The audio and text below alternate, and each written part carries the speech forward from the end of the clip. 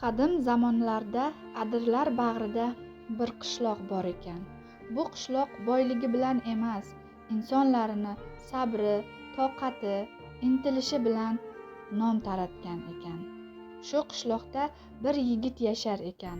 Kambag'al ekan, lekin oriyatli, vijdonli yigit ekan.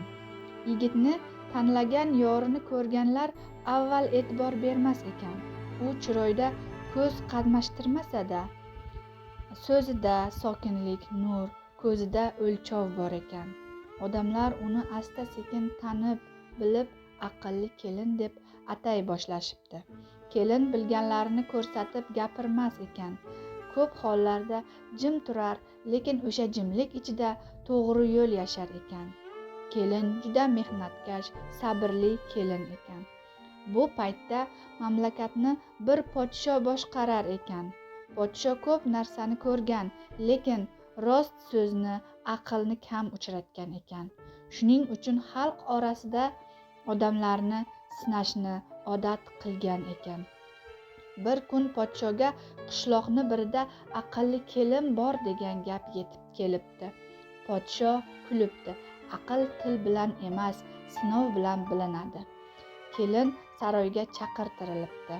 Saroyga kelgan kelin qo'rqmabdi, ammo yuragi jim uribdi. Aqlni isbotlash uchun o'zingni emas, niyatingni ko'rsatish kerak deb o'ylabdi. Podsho birinchi sinovni qo'yibdi. Eng og'ir yukni ko'targin debdi kelinga. Kelin yerga qarab mas'uliyatni ko'targandek egilibdi. Eng og'ir yuk odamlarni vijdoni deb shohga javob beribdi. Saroydagilar jim qolibdi, chunki ko'pchilik boylik og'ir deb bilar ekan, ammo vijdonni unutishgan ekan.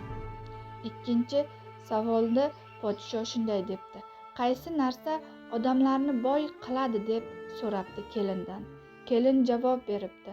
Qanoat bo'lmasa, xazina ham kambag'allikdir deb javob beribdi podshohga. Shoh ilk bor chuqur o'yga tolibdi, chunki uni xazinasi to'la, ammo ko'ngli to'ymas ekan. Uchinchi sinovga podsho kelinni og'zini mato bilan bog'lab, jim turg'izib qarshisiga och yigitni olib kelibdi. Kelin hech nima demay yigitga non uzatibdi. Podsho tushunibdi, aql gapda emas, amalda ekan. Podsho kelindan so'rabdi. Agar sen podsho bo'lsang, birinchi nima qilarding deb so'rabdi. Kelin asta javob beribdi. Avval xalqimni eshitardim, yetimlarni boshini silardim deb javob beribdi.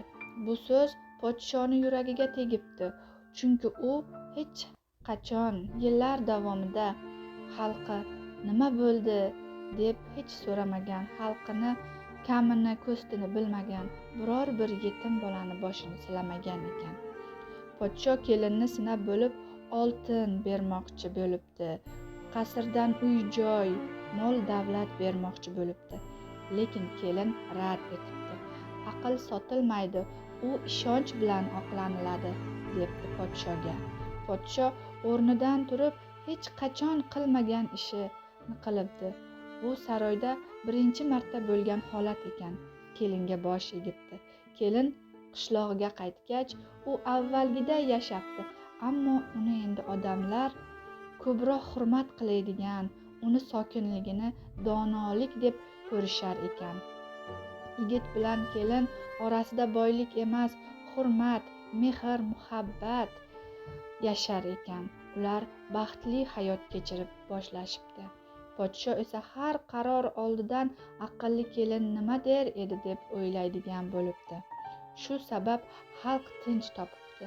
Odamlar shundan keyin aql baland ovozda emas, sokin yurakda yashaydi deb aqlli kelinni ko'p eslaydigan bo'lishibdi.